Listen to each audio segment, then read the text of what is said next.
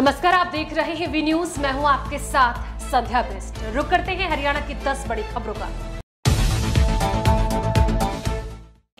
Wrestler Ravi Dahiya के द्वारा Olympic में सिल्वर मेडल जीतने पर हरियाणा के मुख्यमंत्री मनोहर लाल खट्टर ने उन्हें बधाई दी और रवि दहिया को क्लास 1 अधिकारी रैंक की सरकारी नौकरी देने की बात कही। वहीं 4 करोड़ रुपए की राशि और इसके साथ साथ हरियाणा में कभी भी एक प्लॉट 50% के कंसेशन पर हरियाणा सरकार की ओर से देने की घोषणा की गई है। हमारे खिलाड़ी रवि दहिया ने जो अभी अपना फाइनल मैच को खेला है, बहुत ही बहादुरी से वो खेला है। लेकिन जो कि दोनों जो खिलाड़ी थे उनका अपना मुकाबला था, उसके अंदर जीत तो नहीं पाए, लेकिन फिर भी रवि दहिया जिस हिम्मत से, बहादुरी से और जिस तरीके से खेला उसकी मैं बहुत बहुत प्रशंसा करता हूं और उसको बधाई देता हूं कि आखिर हरियाणा के एक वीर सपूत ने और सिल्वर मेडल जो हमको मिला है, तो सिल्वर मेडल में खेल में ये हार जीत तो एक प्रकार का उसका एक हिस्सा होता है खेल का, लेकिन फिर भी अच्छे खेल खेलने के नाते से उसको जो सिल्वर मेडल मिला है उसको भी मैं बधाई देता हूँ। हरियाणा के मुख्यमंत्री मनोहर लाल की अध्यक्षता में वीरवार को चंडीगढ़ में शुरू हुई मंत्रिमंडल की बैठक। मंत्रिमंडल की बैठक में कई महत्वपूर्ण मुद्दों पर चर्चा की गई। बैठक की शुरुआत से पहले मंत्रिमंडल ने भारतीय पुरुष हॉकी टीम के ओलंपिक में पदक जीतने की खुशी में लड्डू बांटे और खिलाड़ियों को शुभकामनाएं दी। गुरुग्राम के रॉयल बीएड कॉलेज में आज आरएस क्रिकेट एकेडमी का उद्घाटन हुआ, जिसमें मुख्य अतिथि इंडियन महिला क्रिकेट टीम की खिलाड़ी अनुजा पाटिल पहुंची।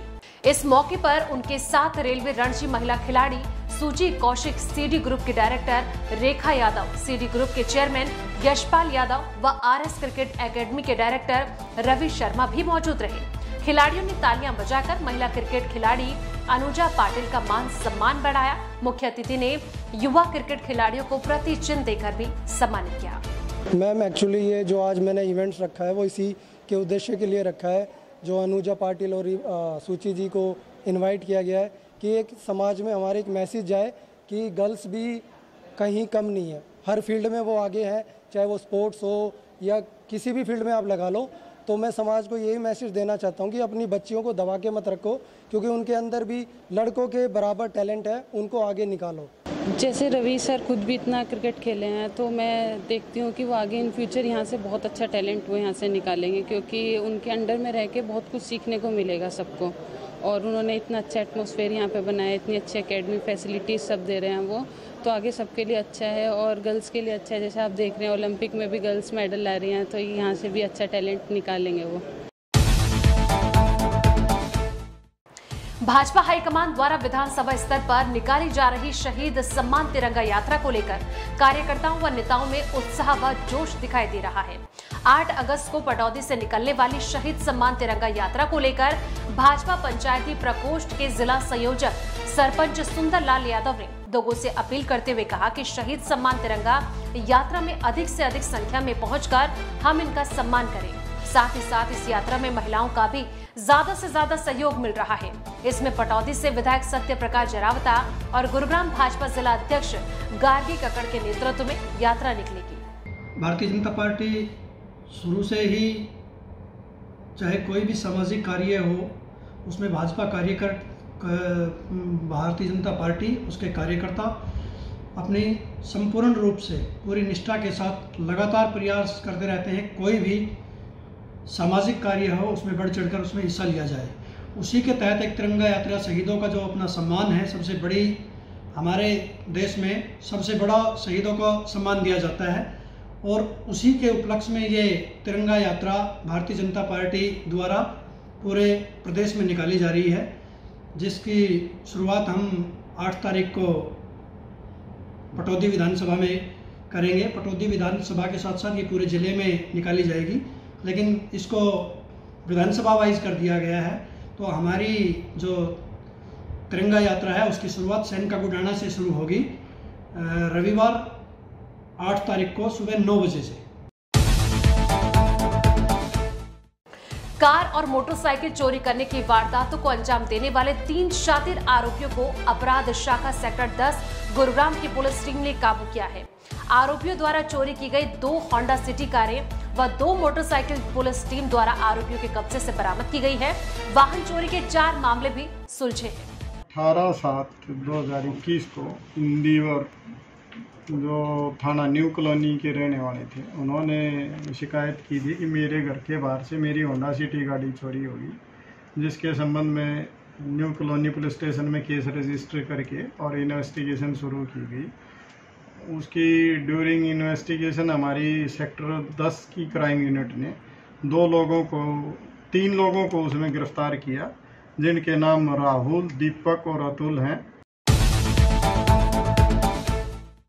फरीदाबाद के नवनियुक्त सीएमओ डॉक्टर विनय गुप्ता ने आज प्रेस वार्ता के जरिए बताया कि शहर के लोगों को उच्च गुणवत्ता की चिकित्सा सुविधाएं उपलब्ध करवाना उनकी प्राथमिकता रहेगी।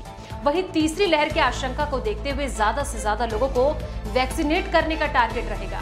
उन्होंने बताया कि अब तक 12,34,000 से ज्यादा लोगों को वैक्सीनेट किया जा चुका है और अब इस गति को और तेजी से आगे बढ़ाया जाएगा ताकि ज्यादा से ज्यादा लोग सुरक्षित हो सके। मैं शुरू से काफ़ी टाइम से बीके अस्पताल में एज एसएमओ स्पेशलिस्ट की तरह कार्य करता रहा हूँ। मेडिसिन की सेकेंड वेव के अंदर भी मैं ओवरऑल कोविड इंचार्ज रहा हूँ, तो मेरे को यहाँ की ज़्यादातर समस्याओं के बारे में पता है। जिन समस्याओं को मैं दूर करने की अपनी तरफ से कोशिश करूँगा। इस समय हमारी पहली प्रायोरिटी जो है वो थर्ड वेव जो संभावित है उसको कंट्रोल करना है। उसके लिए सबसे पहले तो हमने टीकाकरण के ऊपर बहुत ज़्यादा ध्यान देना है। जितना ज़्यादा टीकाकरण होगा उतनी ही धीरे और कम ये वेव आएगी और स्प्रेड इसका काफ़ी कम रहेगा। फरीदाबाद के सेक्टर 24 स्थित कुछ कंपनियां इस मुहिम को पलीता लगाने के साथ साथ करोड़ों रुपए की जमीन को हथियाने का काम करती दिखाई दे रही हैं, जिन्होंने पार्क से हरे भरे पेड़ों को काटकर अपने निजी स्वार्थ के लिए उस जमीन के ऊपर लेंटर डाल दिया। लगभग 20 से 25 फुट तक पूरी ग्रीन बेल्ट और पार्क पर कब्जा कर अपने निजी वाहनों की पार्किंग बना डाली। हैरानी की बात तो यह है कि तमाम आलाधिकारी इस पूरे मामले पर संज्ञान लेने की वजह आंखें मूंदे बैठे हुए हैं। अब देखने वाली बात यह होगी कि इस तरीके की कार्यप्रणाली पर अधिकारी क्या संज्ञान लेते हैं या फिर अधिकारियों के पास भी बंदरबाट पहुंच चुकी है। कोरोना काल के चलते जहां लोग परेशान हैं, वहीं ट्रैफिक पुलिस द्वारा आज बल्लभगढ़ में चालान किए गए और लोगों को जागरूक भी किया गया। अगर बाइक पर चलते हो तो हेलमेट पहनकर ही घर से निकले और गाड़ी में चलते हैं तो सीट बेल्ट लगाकर रखें, वो आपकी सेफ्टी के लिए जरूरी है। और ट्रैफिक पुलिस द्वारा सोना टी पॉइंट के पास बारिश के कारण गड्ढे हो चुके थे, जिनको ट्रैफिक पुलिस द्वारा जेसीबी से भरवाने का काम भी किया गया है। सर, चालान तो एक्चुअल में सारे चालान किए जाते हैं, जैसे हेलमेट ना हो, लेकिन ज़्यादातर हेलमेट ना हो या पिछले वाले पे हेलमेट नहीं है या जैसे बेल्ट सीट नहीं है या जैसे मोबाइल यूज़ है, इस टाइप के जो चालान ज़्यादातर कर रहे हैं। और रॉन्ग साइड का विशेष ध्यान है। जो लोग रॉन्ग साइड जा रहे हैं उनको बिल्कुल ही चालान कर रहे हैं।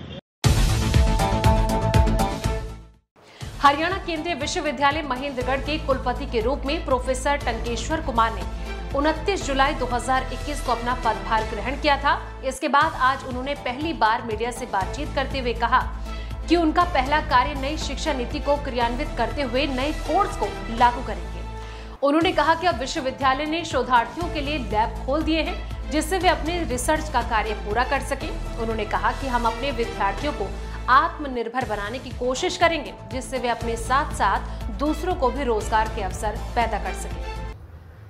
सर्वप्रथम विश्वविद्यालय के सामने जो मैं समझता हूँ कि मार्गदर्शन होना चाहिए, तो यही है कि हमारे पास नेशनल एजुकेशन पॉलिसी जो है आई है, उसको किस तरह हम क्रियान्वयन कर सकते हैं, उसका इम्प्लीमेंटेशन किस तरह कर सकते हैं, उसके लिए हमें रोड मैप बनाना है। और उसके लिए इसी साल से हम उसके प्रयत्न कर रहे हैं कि जैसे हम कुछ नए कोर्सेज जो हैं इस बार शुरू करेंगे, जो जैसे कि है कि आप जानते हैं कि उन्होंने कहा कि हम 3+ की बजाय 4+1 के कोर्सेज शुरू करें। भी ग्रेजुएशन कोर्सेज है 4 साल का हो, 5th ईयर में रिसर्च डिग्री हो, तो उस तरह के कोर्सेज हम यहाँ पर लाने की कोशिश करेंगे इसी साल से। और हमारे जो विद्यार्थी हैं वो हमें मालूम है कि हम पूरे देश भर से आते हैं, लेकिन हम कोशिश करेंगे कैसे जो है यहाँ के विद्यार्थी जो है इसमें इस प्रोग्राम्स में अपना पार्टिसिपेट कर सकते हैं। या टोक्यो में चल रहे ओलंपिक में भारत का नेतृत्व कर रहे महेंद्रगढ़ के सुरेती जाखल गांव के संदीप पुनिया का मैच आज होने जा रहा है, जिसको लेकर ग्रामीणों ने खुशी जाहिर की एवं मैच देखने के लिए गांव में लोग टीवी के पास बैठे रहे और जीत की उम्मीद जताई व शुभकामनाएं दी गई। उनके पिताजी प्रीतम पुनिया ने बताया कि वह बचपन से ही मेहनती एवं संघर्षशील रहे हैं। मान सम्मान के योग्य पत्रकार जी, मैं ये कहना चाहता हूँ कि मेरा लड़का संदीप कुमार देश के लिए बहुत मेहनत कर स्वर्ण पदक की उम्मीद कर रहा है। आशा है भगवान हमसे अरदास करेंगे और हमसे दुआ करेंगे, हम उनसे दुआ करते हैं कि वो सफल हों और भारत देश की गोद में स्वर्ण पदक डाल दें। सर कामना तो यही करूँगी अब की बार मेडल लेकर आए, उम्मीद भी अब की बार मेडल की और अच्छा करें देश के लिए। इसी के साथ हरियाणा की 10 बड़ी खबरों में फिलहाल इतना ही, लेकिन बाकी तमाम खबरों के लिए देखते रहिए वी न्यूज़।